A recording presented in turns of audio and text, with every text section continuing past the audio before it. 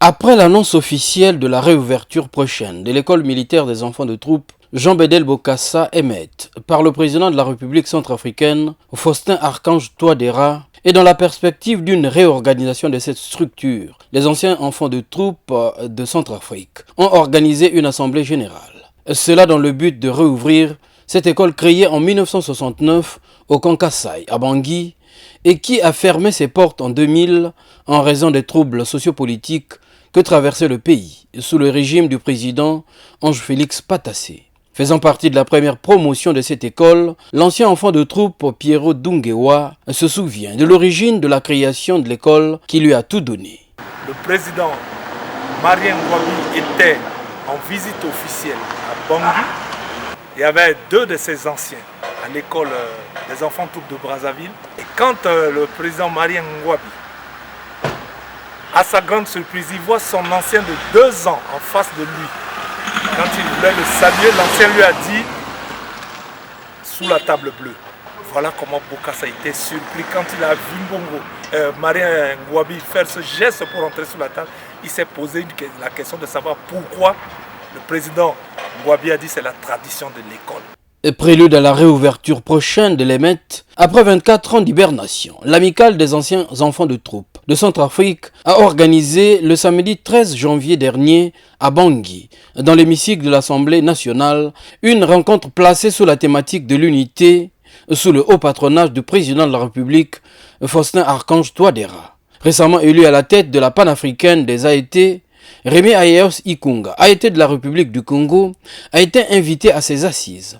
Prenant la parole lors de cette assemblée générale, le président de la panafricaine des AET a porté le message du renouveau et du développement à travers la panafricaine, question de mieux soutenir la réouverture de l'école militaire des enfants de troupe Jean-Bédel Bokassa, rebaptisée École militaire des enfants de troupe Georges Bangui. Cette importante rencontre qui constitue assurément un moment fort de la vie de votre organisation m'autorise donc d'emblée à formuler des vœux de réussite et de plein succès pour vos travaux.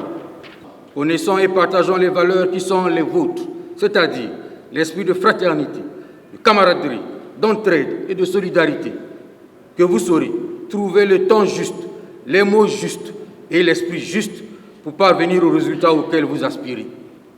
C'est aussi un appel à la remobilisation générale de tous les AET de Centrafrique autour de ces nouveaux enjeux panafricains et surtout autour de l'engagement à toujours servir avec honneur et loyauté votre pays. En rappel, avant la création de l'Emmet, le premier embryon militaire centrafricain était formé à Brazzaville, à l'école indigène d'enfants de troupe en AF, Cameroun. L'histoire retiendra qu'avant cette période, les jeunes brillants élèves centrafricains que l'on destinait à cette vocation exaltante du métier de commandement des hommes en armes étaient principalement orientés vers Brazzaville, à l'école indigène d'enfants de troupe en AF Cameroun, créée en 1947, qui deviendra en 1954 l'école militaire préparatoire générale Leclerc. Le plus ancien des AET centrafricains, passé par l'école préparatoire générale Leclerc de Brazzaville, est revenu sur cette expérience. Je suis parti d'ici en prenant le bateau au port de Bangui avec d'autres collègues, d'autres anciens enfants de troupe pour Brazzaville au mois de septembre 1961. Arrivé à Brazzaville, nous avons à l'école, à l'époque, l'encadrement était totalement français. Le directeur de l'école, les chefs de section, en tout cas, c'était l'armée française qui avait pris en ce moment en charge l'école. Fortement marqué par cette contribution, l'Assemblée générale des AET de Centrafrique a adressé au président de la panafricaine des AET une motion de remerciement. Nous tenons à vous remercier sincèrement pour avoir accepté notre invitation et pour honorer de votre présence notre Assemblée générale. Nous sommes convaincus que votre présence contribuera à renforcer les liens entre nos deux associations et à promouvoir la coopération et la solidarité entre les anciens enfants de toute l'Afrique. L'autre temps fort des assises de Bangui a été le partage d'expériences de l'association des anciens enfants de troupe du Congo à leurs frères d'armes de la Centrafrique. Je voudrais donc vous présenter de façon très succincte l'expérience qui est la nôtre à Brazzaville, l'expérience d'une association, d'une amicale d'anciens enfants de troupe créée depuis 1964. Notre association est structurée sur le plan juridique autour d'un bureau exécutif national. Le bureau exécutif national est assisté par une commission de contrôle et d'évaluation.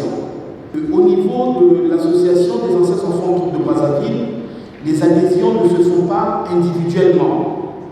Tous les AED sont certes membres de l'association, mais ils sont membres derrière leurs différentes promotions. En marge de ces assises, le président de la panafricaine des AET a offert quelques présents. D'abord au président de l'amicale des AET de Centrafrique pour symboliser l'unité qui doit désormais les caractériser, puis au président de la République, avec une plaque de cuivre portant la carte de l'Afrique sur une face et celle du Congo sur l'autre. Question de symboliser la vision panafricaine de AET. À cela s'ajoutent des écharpes floquées AET et le drapeau national, puis d'autres gadgets des AET.